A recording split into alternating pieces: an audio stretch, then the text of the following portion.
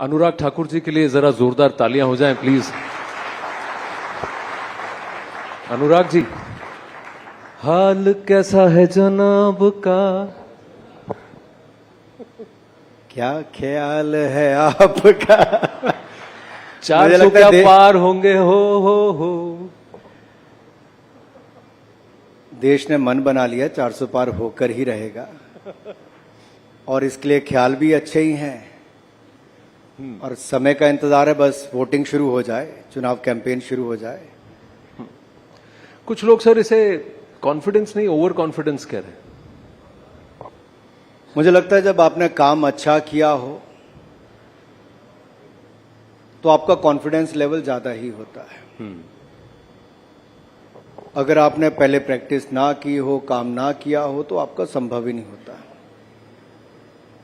और मुझे लगता है जिसके पास मोदी जी जैसे लोकप्रिय नेता हों, 10 वर्षों की उपलब्धियां हों और 2047 तक का विजन देश के सामने रख के विकसित भारत बनाने का संकल्प हो, जो चुनाव से पहले भी पूरा दिन अपने मंत्रिमंडल के साथ बैठकर अगले 25 वर्षों में भारत को कहां पहुंचाना है, संकल्प से सिद्धि तक कैसे लेके जाना है, इस सोच को रखता हो तो 400 पार होना जरूरी है।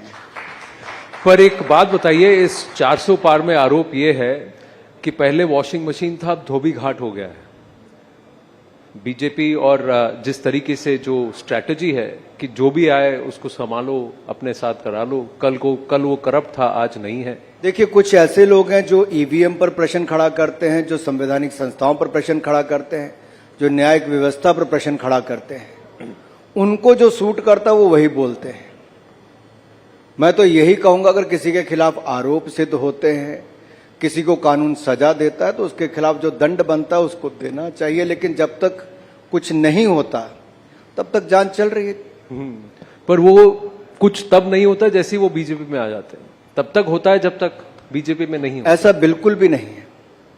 ऐसे बहुत सारे उदाहरण होंगे जहां पर समय के साथ साथ, अब कई वर्षों में देखिए नेशनल हेराल्ड में राहुल गांधी जी और सोनिया जी बेल पर हैं, लेकिन दूसरी ओर मनीष सिसोदिया जी, संजय सिंह जी, सत्येंद्र जैन जी जेल में हैं। कोई शराब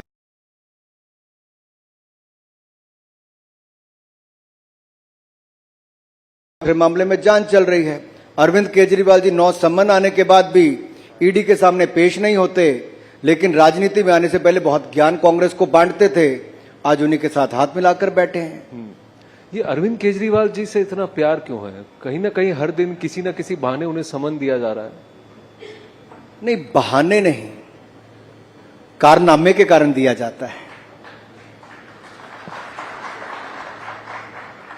एक ऐसा व्यक्ति जो झूठ की पराकाष्ठा, उनके झूठ दुनिया में सबसे ज्यादा कोई और सबसे सफाई के साथ बोलने वाला है तो उनका नाम है अरविंद केजरीवाल जी। राजनीति में आने से पहले कहा बेटी की कसम खाता हूं नहीं आऊंगा, फिर कहा बड़ी गाड़ी नहीं लूंगा, फिर कहा सिक्योरिटी नहीं लूंगा।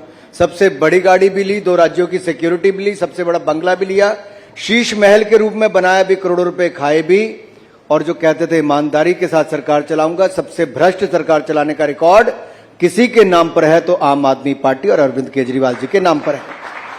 पंजाब में सरकार बनाते स्वास्थ्य मंत्री का इस्तीफा हो गया भ्रष्टाचार के चलते, दिल्ली का स्वास्थ्य मंत्री जेल चला गया भ्रष्टाचार के चलते, और दिल्ली का शराब मंत्री जिसको ईमानदारी का सर्टिफिकेट ये देते थे, आज कितने महीनों से जेल में बैठा है, बेल भी नहीं हो पा रही।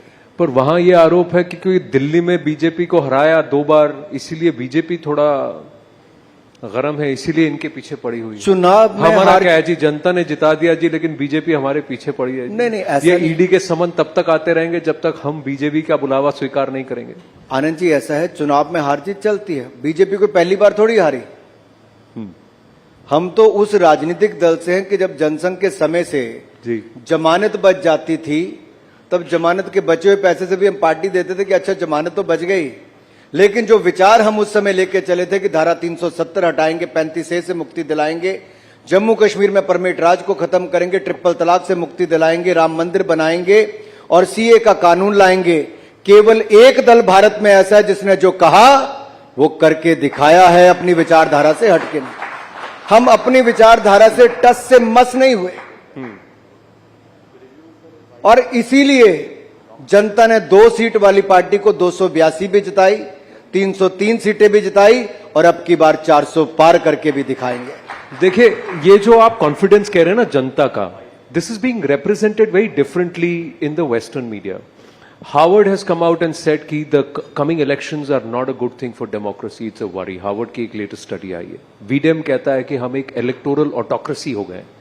ये विदेशी मीडिया को आपसे इतना प्रेम क्यों है? मुझे लगता है इशारा समझ- गुलामी की मानसिकता से हम सबको बाहर निकल जाना चाहिए। आज दुनिया भारत की ओर देख रही है कि भारत ने मापदंड क्या तय कर रहा है। जब कोविड के समय दुनिया के बड़े बड़े देश जो नहीं कर पाए, जो कहते थे यही विदेशी मीडिया कि भारत में करोड़ों लोग मर जाएंगे महामारी और भूखमरी के कारण, आज मैं इस मंच पर कह रहा हूं मोदी का नेतृत्व था, महामारी से भी बचाया, भूखमरी से भी बचाया, 2 वैक्सीन भी बनाई, 220 करोड़ वैक्सीन मुफ्त में लगाई भी और 80 करोड़ लोगों को मुफ्त में अनाज पिछले 3 साल तो दिया ही, अगले 5 साल की गारंटी भी मोदी की गारंटी है। उस समय जब दुनिया कहती थी कि यूक्रेन रशिया के युद्ध में भारत को ये नहीं करना चाहिए, वो नहीं करना चाहिए, हमने गैस भी खरीदा, तेल भी खरीदा। जब दुनिया ने दबाव बनाया तब कहा हमें भारत की जरूरत को पहले देखना है, हमें अपनी एनर्जी सिक्योरिटी 140 करोड़ लोगों के लिए पहले देखनी है। और भारत ने जो निर्णय लिया हम उस पर खड़े रहे।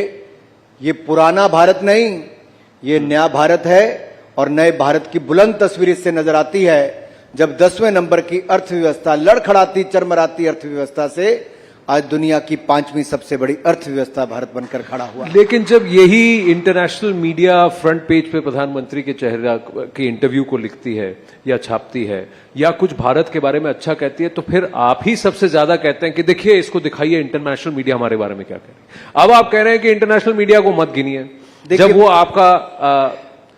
आपको क्रिटिसाइज करती है। मैं आपको एक छोटा सा उदाहरण देता हूं। सन 2001 में नरेंद्र मोदी जी गुजरात के मुख्यमंत्री बने जी। बहुत बड़ी चुनौती थी, उससे पहले भूकंप आया था, आपदा आई थी, गुजरात को वापस खड़ा करने का उन्होंने बहुत बड़ा काम किया जी।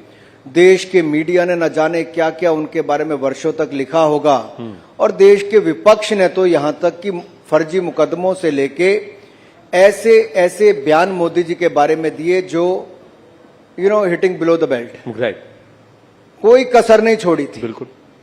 लेकिन किसी ने कितने भी प्रयास किए हों, कितनी भी गाली निकाली हो, नरेंद्र मोदी जी का पर्सनैलिटी ही ऐसी है, उनका काम ही ऐसा है कि वो गाली को भी अपने पक्ष में कैसे लाकर खड़ा कर दिया, ये मोदी जी ने दिखाया क्योंकि उनका काम बोलता था।